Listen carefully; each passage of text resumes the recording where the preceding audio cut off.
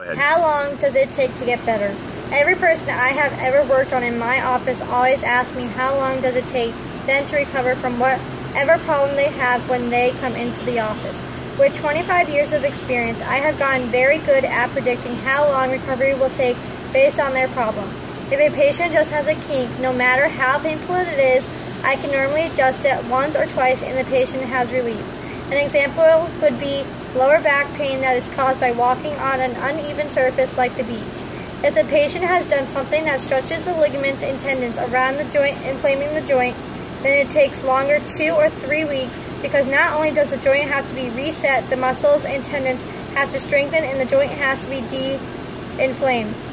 If a person has had a severe trauma like a car accident, then it takes longer. The joints have to be put back in place. The tendons and ligaments have to be stretched and stretched.